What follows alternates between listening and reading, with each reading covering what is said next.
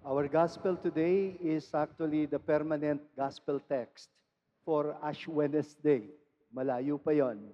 But you know na yung Ash Wednesday is the beginning of Lent.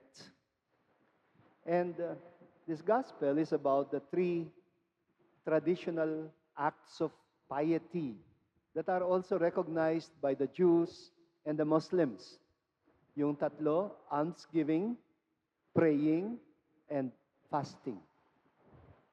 What is unique about this part of the Sermon on the Mount of Jesus is that he begins his teaching about each act of piety, not by explaining how to do it. Rather, he begins by instructing them how not to do it. How not to do it. In all three instances, iisa lang yung point niya. Basically, ito lang. Do not do it with the intention of calling attention to yourself. Bakit? Dahil nawawala ng kahulugan. It loses its meaning that way. Minsan merong nagtanong sa akin in a Bible study session, kung hindi ba kinokontradict ni Jesus ang sarili niya when he says this, because thou, earlier in the same Sermon on the Mount, especially doon sa chapter 5, where he tells his disciples that they are called to be salt of the earth and light of the world, aba, it's like he's saying the exact opposite. Ipakita raw. He actually read, so we actually read that gospel passage last week, noong Tuesday. And there in the part about the light, Jesus even said, you must let your light shine before people that they may see your good works and give glory. That they may see your good works. Nandun muna. And the person who raised the question to me seemed honestly confused. Sabi niya, why would Jesus say one thing at one point and say the exact opposite just a few verses later?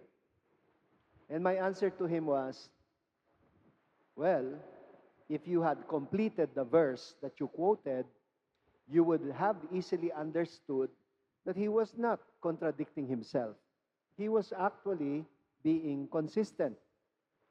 What he said in full was this, you must let your light shine before people that they may see your good works and give glory to your Father in heaven. Meaning, ang intention should be not to call attention to oneself, but rather to call attention to God's goodness. That is why he is saying, if your true motive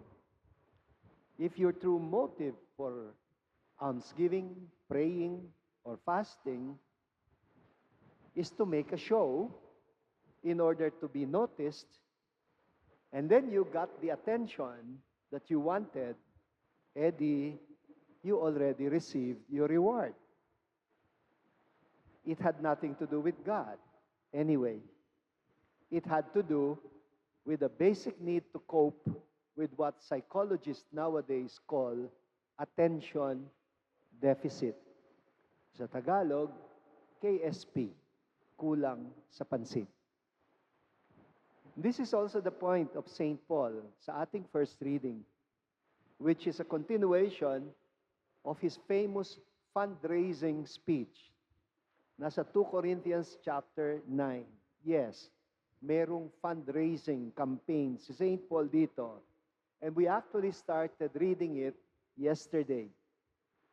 And what makes this fundraising activity that was initiated by St. Paul particularly interesting is the fact na nag-a-appeal siya for financial help from the Gentile Christians for the benefit of the Jerusalem community.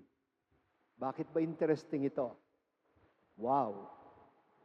He was asking them to help the very people who insisted or who originally rejected them and insisted na kailangan maging Jewish muna sila bago sila matanggap as baptized Christians. And the gospel yesterday was love your enemies. Now, St. Paul is teaching the Corinthians to care even for those who refused to welcome them, even for those who rejected them. And by doing this, sabi ni St. Paul, they were reflecting the goodness of the Father in heaven. Dahil ang Diyos daw ay pinasisikat niya ang araw sa mabubuti at sa mga masasama. He allows the sun to shine on the good as well as on the wicked. And He allows the rain to fall on both the just and the unjust. And so, St. Paul says, become rich in every way and give abundantly. What you give will become through us a thanksgiving to God.